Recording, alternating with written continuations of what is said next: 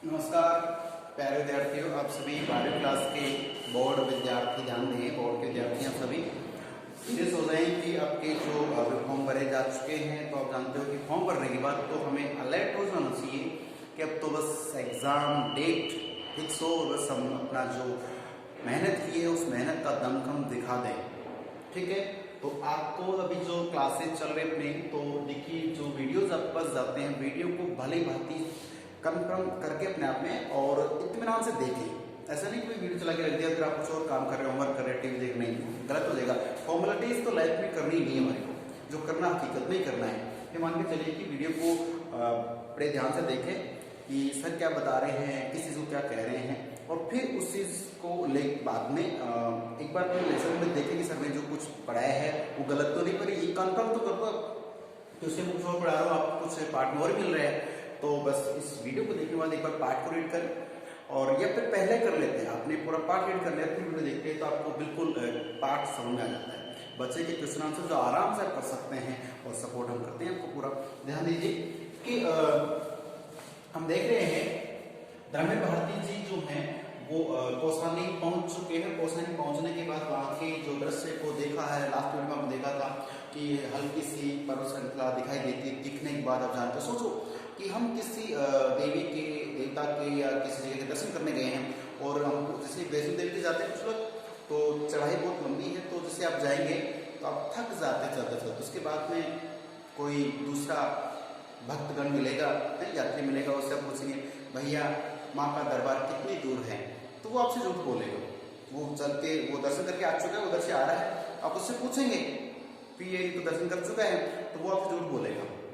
10 kilometre की दूरी बच रही होगी तो अरे भैया बस पास में आ गए, आप तो बहुत नजदीक हैं, ताकि आपका विश्वास बना रहे।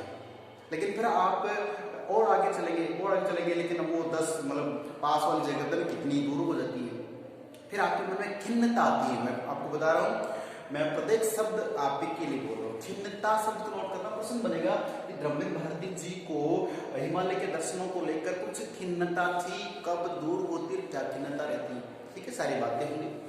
तो देखिए ये वही बात है कि जब इनको हिमालय पर्वत श्रृंखला को शिखर दिखता है, दिखने के बाद उम्मीद, अरे हाँ भाई हाँ सही बात है कि हिमालय के दर्शन हो रहे हैं। अब वहाँ के बिल्कुल नजदीक जाकर के उसकी प्राकृतिक छटा को देखना वो बड़ा मनोहारी है। कैसे, देखिए हिमालय श्रृंखला के दर्शन करने हैं तो कैसे कि कौसानी के डाक बंगले के बरामदे में बैठे अपने साथियों सहित बादलों से घिरे हिमालय के शिखरों को एकटक देखना, ये एक छोटी सी बात है, लेकिन उसको समझिए कि जो धर्मेंद्र भारती जी हैं वो वहां कौसानी में पहुंच चुके हैं। वहां पे डाक बंगला, ये शब्द आपके लाइफ में जब भी आप उपन्यास पढ़ेंगे, साहित्य पढ़ेंगे तो अक्सर आया करेगा।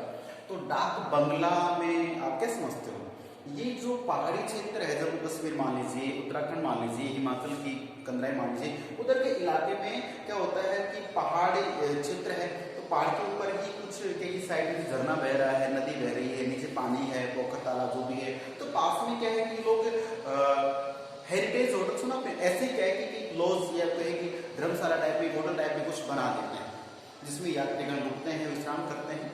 कुछ सरकार बनाती है, तो सरकारी इन आई पढ़ते हो ना, ये अपने पारिभाषिक शब्दावली में आएगा, ध्यान रखना। पारिभाषिक शब्दावली मतलब ये होता है कि सब कुछ और उसका मतलब कुछ और।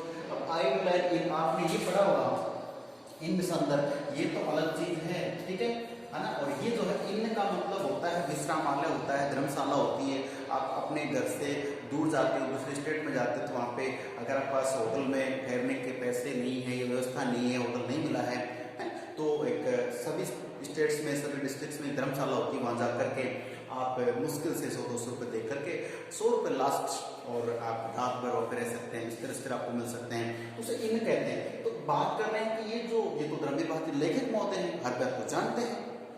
इन्होंने वहां पे जो रहने की जगह बुक की थी, पहले से सब काम हो गया था पत्रों के माध्यम से पहले। तो ये जो ठहरे हैं उस जगह का नाम है डाक बंगला। तो डाक का मतलब है, उसका नाम हो गया क्षेत्रीय हिसाब से डाक बंगला। आप कई उपन्यास में देखेंगे डाक बंगले का जिक्र आता है, तो ये डाक बंगला बार बार आए, इसलिए आप समझ लीजिए ये इनके ठहरने का स्थान है। तो ऐसा नहीं कि स्पेशली इनके लिए कोई भी अतिरिक्त जाता है तो वहाँ पे अच्छी क्वालिटी का मीडियम साइज मान के चलिए, 5 स्टार तो नहीं है लेकिन ठीक है। तो डाक बंगला एक ठहरने की जगह है, वहाँ पे ये व्यवस्था कर दी गई थी। तो उस डाक बंगले का जो बरामदा है, देखिए बरामदे का बड़ा जिक्र होता है, बरामदे का बड़ा चाव और एक अर्थ होता है। जैसे मान लीजिए जो घर बनते हैं ना, जैसे मान लीजिए ये घर बन रहे हैं, 2 कमरे हैं, तो यहाँ आगे क्या होता है कि जैसे सामने का ये एरिया तो खुला रहता है और ऊपर जो छत या आधी सी डाल दी जाती है और तो खुला एक होता है जिसमें से आप आराम से सर्दी गर्मी का बड़ा लुत्फ उठाते हैं, ठीक है।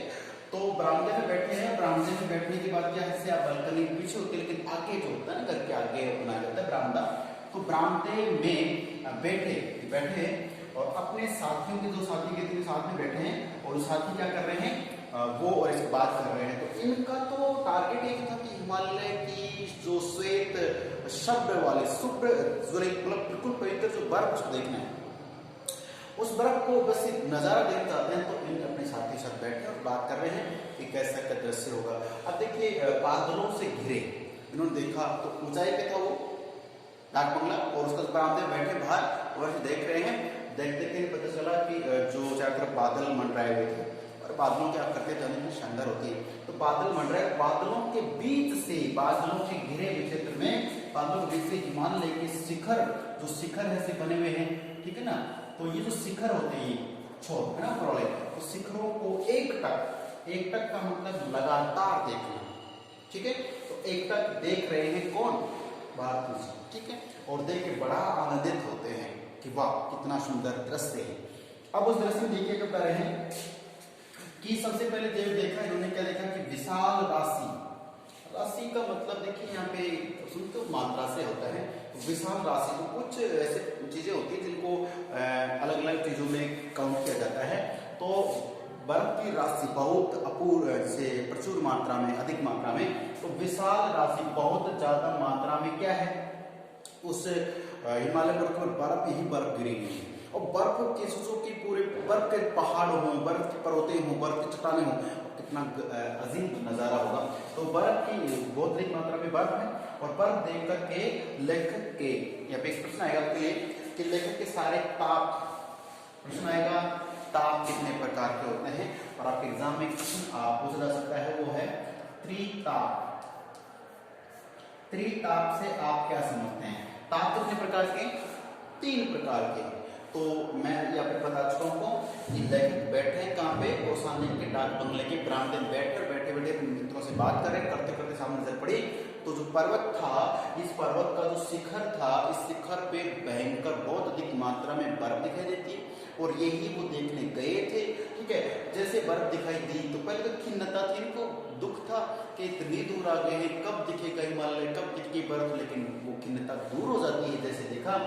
तो फिर ये बहुत अधिक मात्रा बर्फ देखते, बर्फ के बाद क्या देखा, देखते ही जैसे बर्फ के पर्वत देखे, पहाड़ देखे, तो लेखक के सारे ताप और जो कष्ट थे वो विलीन हो गए। विलीन का मतलब तुरंत से होता है ना कि गर्म तवे पे पानी की बूंद रखो, साफ, वही बात है कि जितनों ताप, अब ताप को लेकर हम डिस्कस करेंगे। 3 जो प्रकार के ताप होते हैं, इसमें बोर्ड में आपको प्रश्न पूछा जा सकता है, वो क्या है कि त्रिताप से आप क्या समझते हैं, त्रिताप क्या होते हैं, ठीक है, ध्यान दें। 3 प्रकार के ताप हैं। एक जो सबसे बड़ा ताप है भौतिक ताप है। भौतिक मतलब जो सूर्य की प्रचुर गर्मी, प्रचंड गर्मी होती है, उसको तो आप जानते ही हैं। आज सर्दियां हैं तो अगर सूर्य जल्दी निकलता है तो हमें काफी रिलीफ मिलती है, और ये सूर्य अगर गर्मी में जल्दी निकल आता है, भयंकर धूप पड़ती है, लू चलती है, टेम्परेचर बहुत 45 हो गया तो हालत खराब है। तो भौतिक ताप समझ रहे हैं, भौतिक ताप देख रहे हैं, धूप ताप वो ताप है। उसके बाद बात आती है देवीय ताप की, दैविक, भौतिक, दैविक। दैविक का मतलब ये होता है कि जो ईश्वर होता है, जो देवी होती है, देवता होते हैं, उनका ताप, उनका प्रभाव रहता है। राजा को रंग रंग को राजा कब बनाते वक्त, तो देवी ताप होता है। और देवी ताप की हम भक्ति, पूजा, आराधना करते हैं और अब जाहिर सी बात है उसका फल भी मिलता है, लेकिन उसमें समय लगता है, कर्म करते रहो फल की इच्छा। मुझे पता जो भी समझ रहे हैं। उसके बाद आता है दैहिक। दैहिक मतलब शारीरिक, दैहिक, दैविक, भौतिक। 3 प्रकार के ताप ध्यान रखने हैं। सबसे पहले उल्टा कर लीजिए, दैहिक अपन मनुष्य हैं तो मनुष्य को ताप होता है, मतलब जैसे आप बहुत अधिक वर्क करते हैं, काम धाम करते हैं, है ना, पहाड़ पे चढ़ रहे हैं, कुछ भी एक्सरसाइज काम कर रहे हैं, तो आपका शरीर है वो गर्म हो जाता है और थकान हो जाती है। ताप, पहले ताप, आज तो बुखार कहते हैं, फीवर, पता नहीं क्या क्या अंग्रेजी जमाना आ गया ना, आई एम से सफरिंग फ्रॉम फीवर, फीवर हो जाता है। कमाल की बात है, एक फेवर होता है पक्ष, एक फीवर होता है बुखार। बुखार हिंदी का लोग कह देते हैं, फीवर इंग्लिश वाले बोलते हैं, और इसी को पहले के लोग ताप कहते थे, किसको ताप हो गया, ताप चढ़ गया है। ताप का मतलब शरीर गर्म हो जाता है, थकान हो जाती है, बीमार हो जाते हैं, जाहिर सी बात है। तो अब देखिए कि ताप, तो एक तो शरीर का दैहिक, एक देवी देवताओं का प्रकोप होता है, वो दैविक ताप होता है, एक होता है भौतिक, जो सूर्य की गर्मी को मानते हैं। तो दैहिक, दैविक और भौतिक, तीन प्रकार के ताप है। ये तीनों ताप किनको थे? भारती जी को थे। भाई चल कर गए, काफी स्ट्रगल किया तो शरीर भी गर्म होकर थक गया है, और देवी ताप तो खैर नहीं थे, लेकिन भौतिक ताप की दिक्कत थी। अब ऐसे भी जितने भी इसके ताप थे ना, सारे के सारे ताप, सारे के सारे दुख, तकलीफ, चिंताएं जो थी, वो इस पर्वत की बर्फ को देखते ही विलीन हो गए, तुरंत छुमंतर हो गए, उड़ गए। रटने की बात ही नहीं, बस समझना है, ठीक है। तो विलीन हो गए। अब बात करते हैं कि सूर्यास्त का समय। अब तो ये जैसे आप जानते हो कि जब तक हमारा शरीर स्वस्थ नहीं है, मस्तिष्क स्वस्थ नहीं हो सकता, मस्तिष्क स्वस्थ नहीं है, पढ़ाई संभव नहीं है, कर लोगे लेकिन याद नहीं होता। तो बात वही है कि जैसे ही भारती जी वहां पे तरफ देखी, सारे दुख संकट दूर, ऐसा लगा, बिल्कुल रिलैक्स हो गए। अब रिलैक्स हो गए, अब उन्होंने देखिए हम जब बात करते हैं कि अच्छी नजरों से, सही नजरों से कोई चीज देखो, अच्छी नजर आएगी। कुछ बड़े लोग कहते हैं कि भाई अच्छा देखो भाई अच्छा दिखेगा, और बुरा सोच के चलो तो बुरा ही दिखेगा। तो इनकी नजरों के सामने अब सूर्यास्त का समय था, अब सूर्य धीरे धीरे अस्त हो रहा था। सोचो, देखते देखते सूर्य धीरे धीरे अस्त होने वाला है, और सूर्य उदय और सूर्यास्त, चाहे सर्दी का हो चाहे गर्मी हो, वास्तव में मनोहारी होता है। प्रैक्टिकली कर लेना इस बात का, सर्दी हो गर्मी हो, किसी भी ऋतु का सूर्य उदय देखना और सूर्यास्त देखना, आपका दिल आपको एक ताजगी देगा, आपको, है ना। ध्यान दे, अब सूर्यास्त का समय हो रहा था, है, और सुदूर यानी कि दूर की दृष्टि देखा जाए तो जो हिमालय के शिखर थे, उन शिखर को देखा, शिखर बड़े अलग दिख रहे थे ना, कितने सुंदर। क्योंकि जो रंग था ना, वो क्या हो गया था, जैसे शिखर है, सूर्य के ऊपर शिखर की बात करें कि पर्वतों के शिखर है, वो उनका रंग थोड़ा कैसे दिखने वाला आपको। फिर दर्रे, ये दर्रे तो आप जो बाकी आर्ट्स के विद्यार्थी जो ज्योग्राफी पढ़ते हैं, उनको दर्रों को पढ़ाने की जरूरत नहीं। दर्रे आप जानते हैं, जैसे ये जो पहाड़ी इलाका होता है, तो जैसे मान लीजिए कि ये पर्वत है, इसके बाद उधर के भी लोग होंगे, इधर के कोई बीच में रास्ता बना लेते हैं तो दर्रा बोलते हैं। तो ये पहाड़ी इलाका, पहाड़ी रास्ता हो तो दर्रा कहते हैं, और इसे अभी आकृति को क्या कहते हैं, घाटी। तो घाटी तो घाटी हो गई है, और रास्ता जो है दर्रा होता है। और बहुत से दर्रे, नाथुला दर्रा है, जोजिला दर्रा है, और जम्मू कश्मीर उत्तराखंड में तो बहुत अधिक दर्रे हैं जो विश्व प्रसिद्ध है। बड़े बड़े एग्जाम्स में उनका नाम पूछते हैं कि कौन सा दर्रा कहाँ पर, जोजिला, नाथुला, ये दर्रे होते हैं, ठीक है। माजुली क्या है, माजुली द्वीप है, ठीक है। कहाँ पर है पूछूंगा आपको डाउट्स क्लास में, बिल्कुल इधर वाले स्टेट में है, कौन से पूछूं, माजुली क्या है, ठीक है। चलिए, तो ये दर्रा है, तो दर्रे देखे उन्होंने, और दर्रे के बाद में ढाल। अब ढाल देखते हो किस प्रकार पठारी ढाल होता है, और ढाल के बाद में ग्लेशियर। ग्लेशियर का मतलब पर्वतीय जो पत्थर है उनके बाद ग्लेशियर देखे, ग्लेशियर की घाटियां, ये घाटियां देखी, किसी बहुत तरह से घाटी बनती है, तो ये घाटी देखी उन्होंने, और ये सब दृश्य शुरू में इतना सुंदर लग रहा था और सुंदर दिखाई देते थे। अब बात करें कि जो सूर्यास्त हो रहा है, तो पर्वतों का जो शिखर है, उन शिखरों का जो रंग है वो कैसा हो गया, केसरी रंग का हो गया। केसरिया जानते ना अपने तिरंगा झंडे के रंग, नीचे हरा है, बीच में सफेद, ऊपर केसरिया रंग है, जो शांति त्याग और बलिदान का प्रतीक माना जाता है। अभी भी राजस्थान पुलिस से 6 नवंबर के एग्जाम में पूछ लिया था कि केसरिया रंग किसकी याद दिलाता है, किसका प्रतीक है। तो प्यारे विद्यार्थी, आपको इन्हीं बुक्स में से याद रखना है। केसरिया से मतलब होता है, वैसे जो तिरंगा झंडे की बात करें तो क्या होता है, इसका मतलब हो जाता है कि त्याग और बलिदान, ठीक है। तो केसरी, केसरी जो रंग होता है कितना सुंदर होता है ना, तो केसरी रंग हो गया किसका, पर्वतीय वर्णों का। उसके बाद बात करें कि चांद। अब देखिए केसरी वर्णों में धीरे धीरे सूर्यास्त हो गया, सूर्य अस्त होगा क्या बढ़ेगा, अंधेरा, और पहाड़ी क्षेत्रों में घाटी गए। अब ये घाटी की छाया जमेगी, यहाँ पे क्या हो जाएगा, अंधेरा हो जाएगा, और अंधेरा होने के बाद इन्हीं घाटी के बीच से, यहाँ से बिल्कुल पीछे से कौन निकल के आता है, चांद निकल के आया है। बोलते ना मेरा चांद निकल आया है, तो चांद निकल के आता है तो उसकी रोशनी और सोचो ये बर्फीले पर्वत है, क्या गजब का नजारा होगा।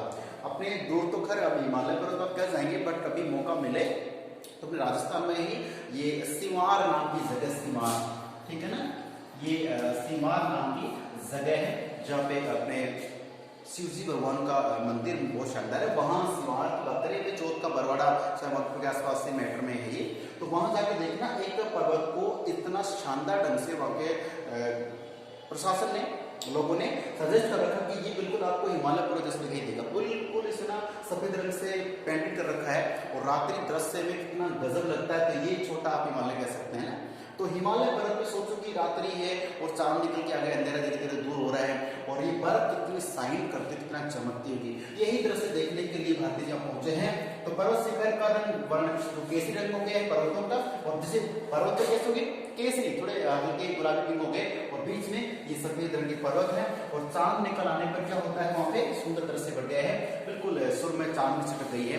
प्यारे विद्यार्थियों, मैं आपको जितना चाहूं इस प्राकृतिक छटा का वर्णन करके होता, लेकिन जब तक आप इस पाठ को नहीं पढ़ेंगे बड़ी शिद्दत के साथ में, तब तक आपको याद नहीं होगा। सो प्लीज एक बार अवश्य पढ़िएगा। मैंने इतना पढ़ा, मैंने मेहनत की, अब आपका टर्न है, आप कितनी मेहनत करते हैं।